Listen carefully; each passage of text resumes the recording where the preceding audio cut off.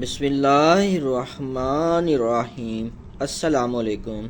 آنے والے تمام ویورز کا میرے چینل پہ ویلکم ہے۔ Please like and subscribe. قرآن مجید اور نماز دونوں کی ابتدا ہم سے ہوتی ہے۔ قاری تلاوت کلام پاک اور نمازی نماز شروع کرتے وقت اپنی تلاوت و عبادت کی توفیق پر شکر بجا لاتے ہیں، لہذا حال و کال میں موافقت ہو رہی ہوتی ہے۔ سورہ فاتحہ اور دعا۔ سورہ فاتحہ معنی کے اعتبار سے مکمل دعائیہ کلمات پر مشتمل ہے، اسی لیے اس سورہ کا ایک نام سورۃ الدعا بھی ہے۔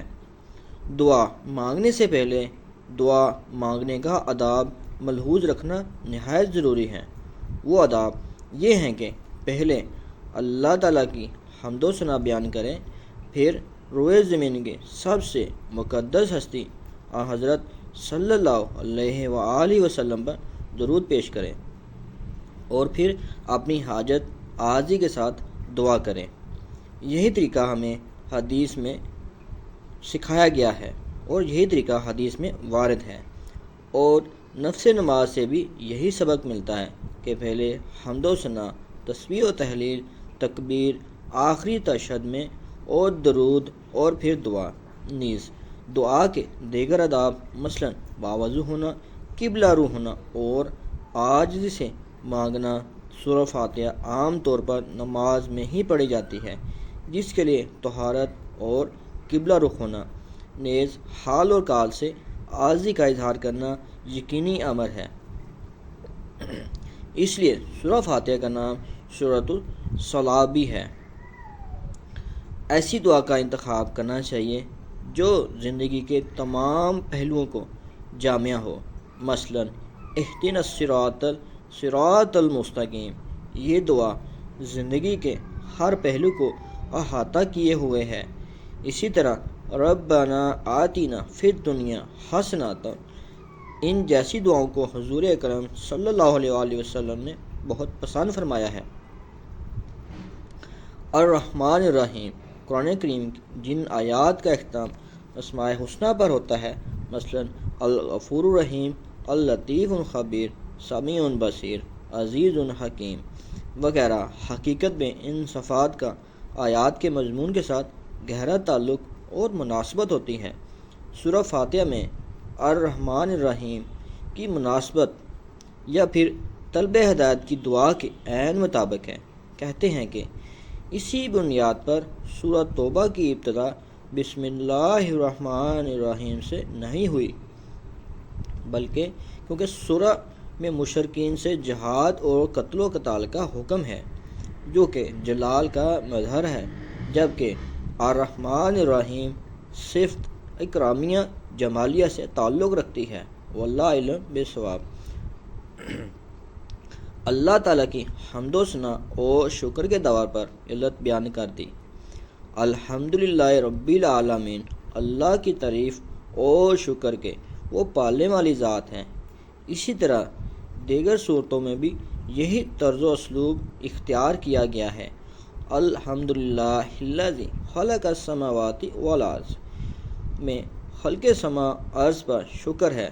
الحمدللہ الذی انزل علی عبدہ الکتاب میں انزال کتاب پر شکر ہے۔ قرآن مجید کی ابتدائی سورہ سورہ فاتحہ کی اسلام میں بہت زیادہ اہمیت ہے۔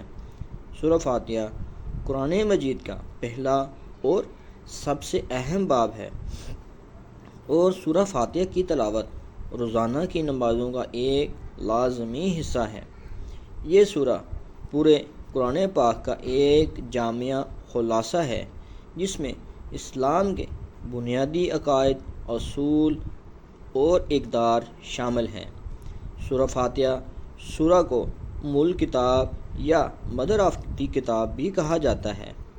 اس کی مرکزی حیثیت اور اہمیت پر بہت زور دیا جاتا ہے۔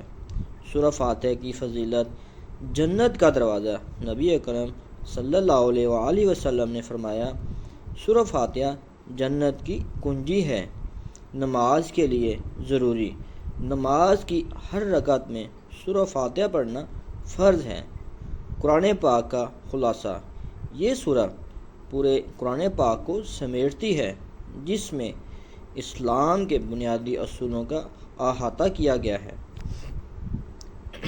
تحفظ: سورہ فاتحہ پڑھنے سے شر اور نقصان سے حفاظت ہوتی ہے۔ بخاری شریف۔ شفا: رسول اکرم صلی اللہ علیہ وآلہ وسلم نے فرمایا، جسمانی اور روحانی بیماریوں کے علاج کے طور پر سورہ فاتحہ پڑھنے کی سفارش کی ہے۔ ہدایت: یہ سورہ مومنین کے لیے ہدایت کا کام کرتی ہے اور نیکی کی راہ کو روشن کرتی ہے۔ رحمت: سورہ فاتحہ رحمت اور بخشش کا ذریعہ ہے، جیسا کہ اللہ تعالیٰ فرماتے ہیں، اللہ کے نام سے جو بڑا مہربان نہایت رحم والا ہے۔ فرشتہ کی تلاوت: فرشتے اپنی نماز میں سورہ فاتحہ کی تلاوت کرتے ہیں۔ یہ انسانوں اور الہی کے درمیان ایک مشترکہ تجربہ ہے۔